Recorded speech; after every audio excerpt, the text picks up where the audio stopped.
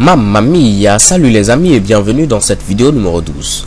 Alors jusque là nos programmes étaient statiques, c'est-à-dire on faisait tout simplement un ensemble d'instructions ligne par ligne et on avait chez Kebam les résultats. Ce que nous allons faire dans cette vidéo, c'est essayer de demander par exemple un nombre à l'utilisateur et lui réafficher ce nombre-là. Apporter un minimum d'interactivité à partir de maintenant au niveau de nos programmes.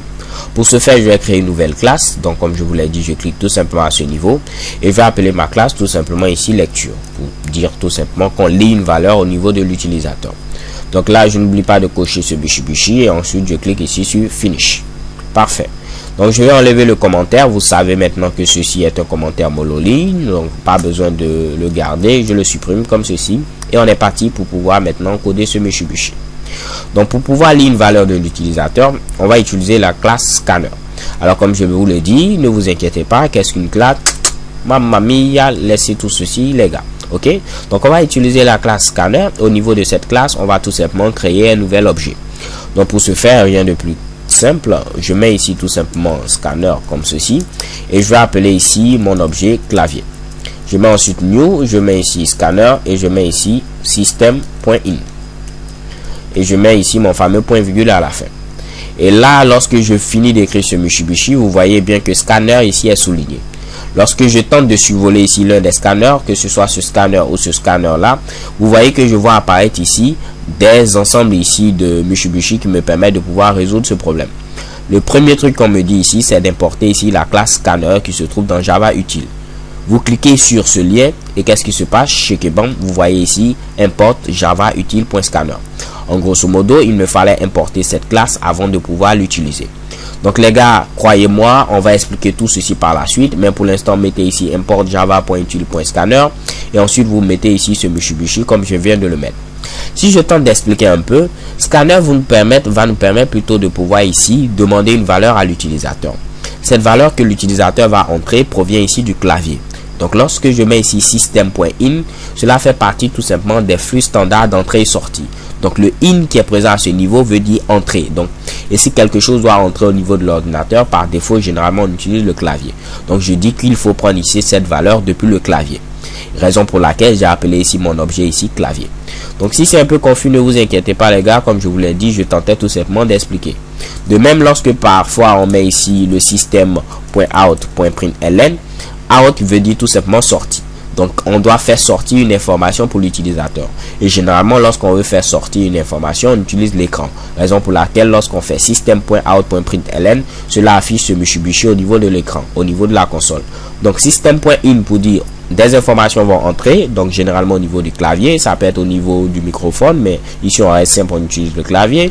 Et system.out, des informations vont sortir. Ici on utilise généralement ici quoi? On utilise tout simplement l'écran. Ok, donc j'espère que cette petite explication vous a aidé à comprendre. On va continuer et ne vous inquiétez pas les gars, on y reviendra beaucoup plus en détail. Ok, bien. Donc une fois que j'ai mon clavier, si je veux lire une information, comment on va faire? Donc à ce niveau, qu'est-ce que je vais faire? Je vais déclarer tout simplement une variable n qui va avoir ici comme valeur tout simplement 0. Et cette variable là, je vais lui affecter une valeur que l'utilisateur va entrer au niveau du clavier. Mais je l'initialise pour avoir quelque chose de beaucoup plus propre. Donc là, je vais ensuite afficher system.out.println pour pouvoir afficher un message. Je vais dire à l'utilisateur entrer un nombre. Ok, comme ceci. Donc lorsque l'utilisateur va voir ce Mitsubishi, il sera censé ici entrer un nombre. Pour recueillir ce nombre, rien de bien compliqué, j'utilise ma variable n que je viens de créer à ce niveau et je vais lui dire qu'il faut prendre la valeur que l'utilisateur va entrer depuis le clavier. Pour ce faire, je mets ici clavier. Et puisque je dois lire ici un nombre entier, je vais mettre ici next int. Next int qui veut me dire tout simplement à ce niveau, il faut lire un entier. Ok, si je voulais lire par exemple ici un double, c'est-à-dire un réel, j'allais mettre ici next double comme ceci. Ok, si je voulais lire par exemple une chaîne de caractères, je vais mettre ici next line. Oups, line comme ceci.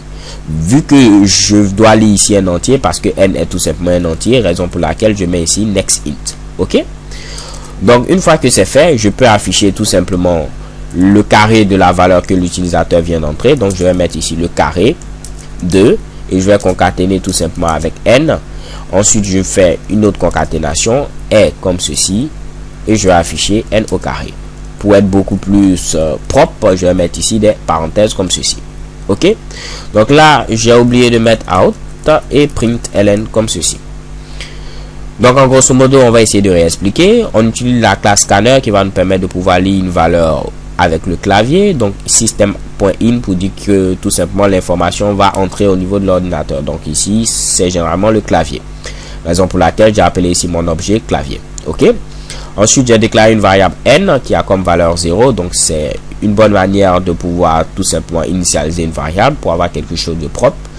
J'affiche ensuite un prompt qui demande à l'utilisateur d'entrer plutôt un nombre.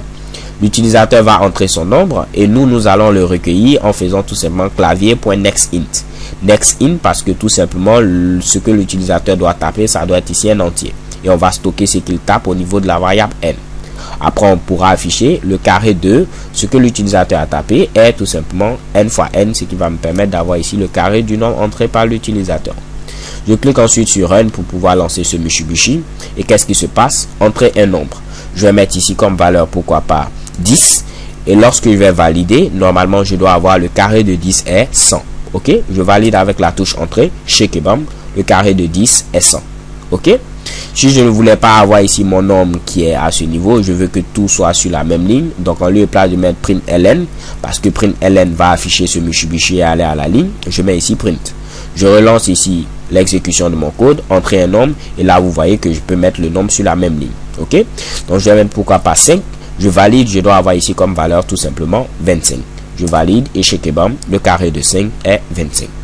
Alors les gars, en grosso modo c'est tout. Vous êtes maintenant en mesure de pouvoir recueillir des valeurs de l'utilisateur et pouvoir faire quelques petites manipulations. J'espère que vous êtes content. So thank you guys for watching. Don't forget to subscribe and XOXO.